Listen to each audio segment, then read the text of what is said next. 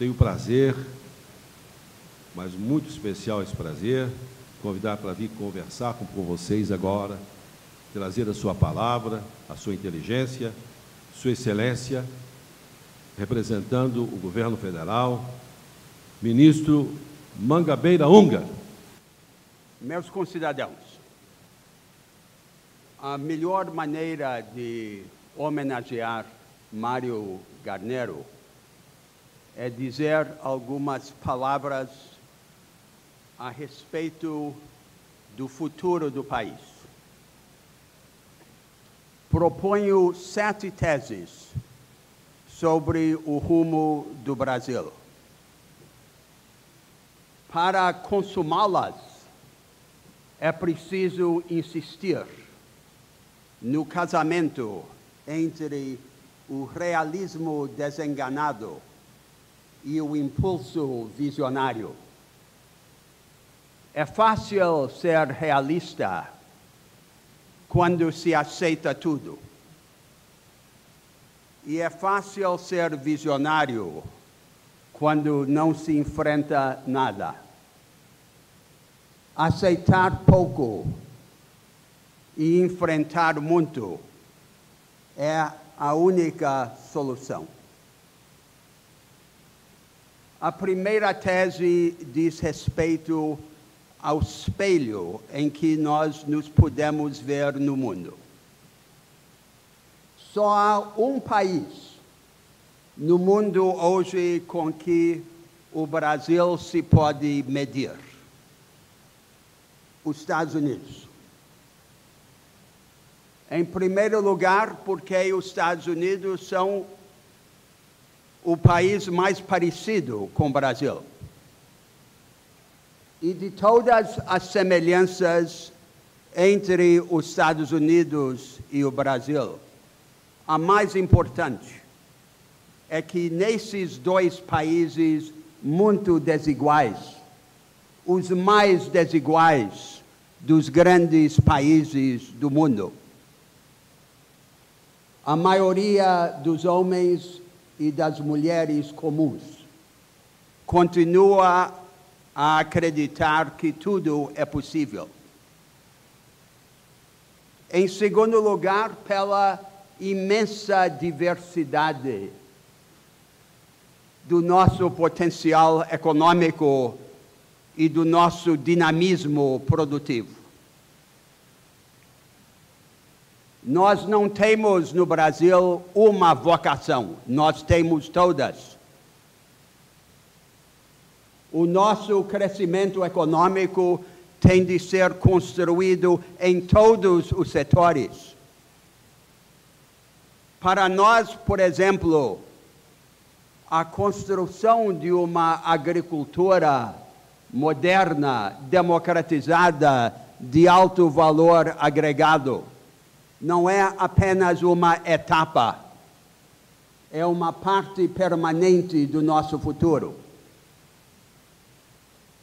E em terceiro lugar, porque o Brasil, como os Estados Unidos, não pode avançar apostando em trabalho barato e desqualificado.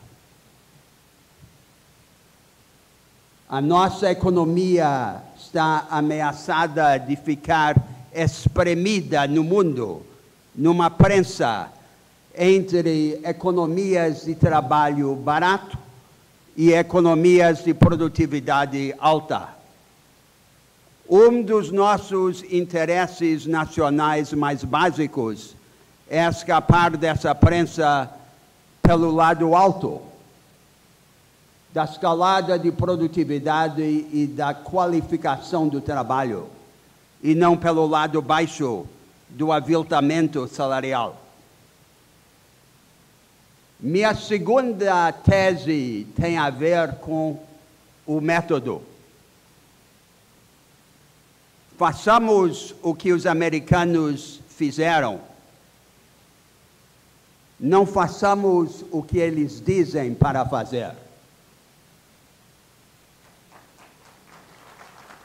O nosso avanço nacional passa pela afirmação vigorosa de nossa originalidade coletiva e, portanto, pelo trabalho da imaginação no plano das instituições.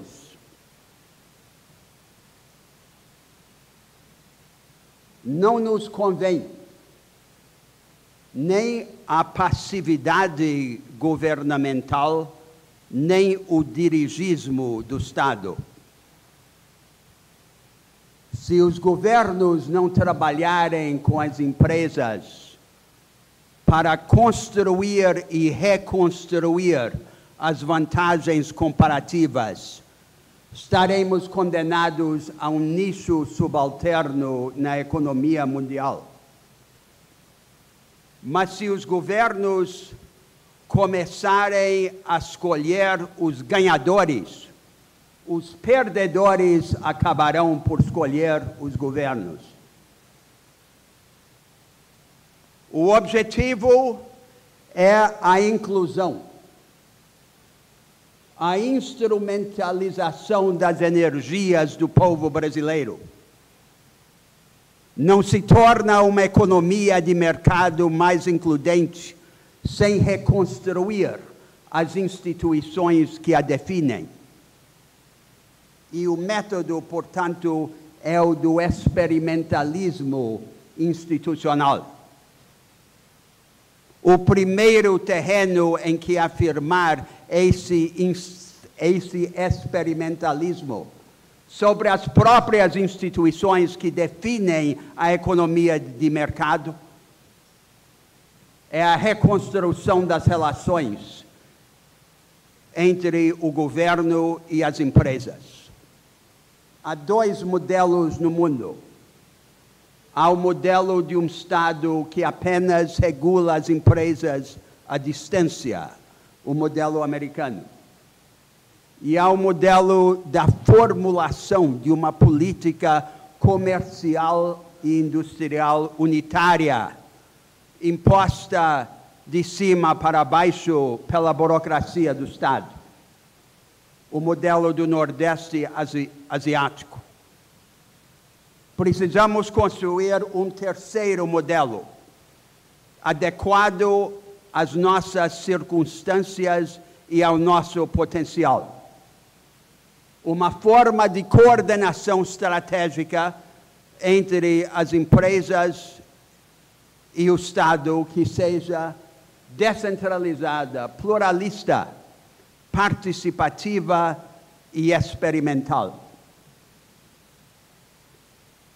A minha terceira tese é sobre o futuro da agricultura brasileira.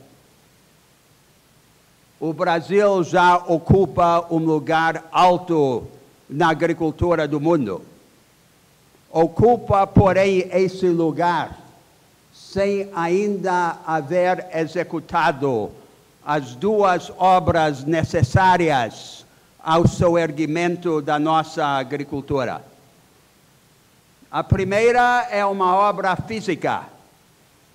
Ela começa na recuperação das áreas degradadas, que hoje representam grande parte do território do país.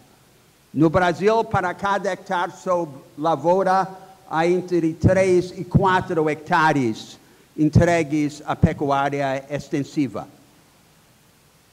A recuperação de pastagens degradadas deve ser apenas o ponto de partida para a construção de um modelo agrícola que combine agricultura de alto valor agregado, pecuária intensiva, manejo florestal sustentável e produção de agrocombustíveis.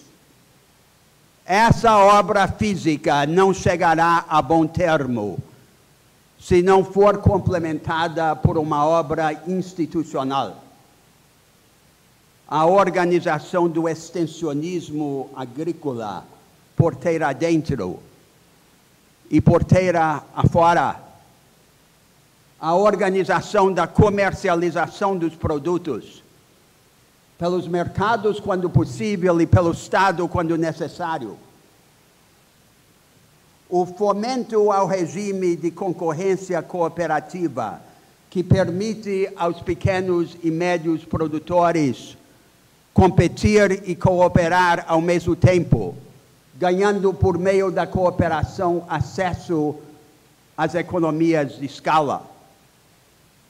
O uso do poder do Estado para democratizar o acesso à engenharia financeira das opções e a reorganização dos nossos mercados agrícolas para fortalecer os produtores fragmentados diante dos fornecedores e compradores cartelizados, para fortalecê-los por meios que aprofundem a concorrência em vez de suprimi-la.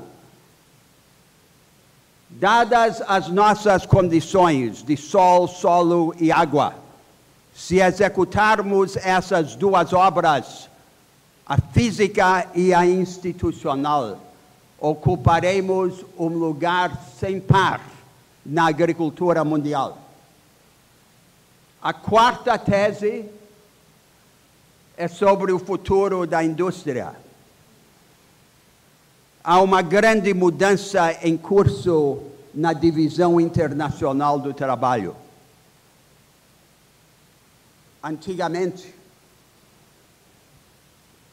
as indústrias mais avançadas estavam todas estabelecidas nas economias ricas e centrais. E as formas mais rudimentares de produção nas economias periféricas ou em desenvolvimento. Hoje há um novo vanguardismo econômico no mundo porque está mudando o paradigma de produção. O paradigma antigo era o Fordismo industrial, a produção em grande escala de bens e serviços padronizados por maquinária e processos produtivos rígidos, mão de obra semi-qualificada e relações de trabalho muito hierárquicas e muito especializadas. Agora surge um novo paradigma de produção. Formas de produção flexíveis, densas em conhecimento, capazes de atenuar os contrastes entre a supervisão e a execução das tarefas e, sobretudo, vocacionadas para a inovação permanente.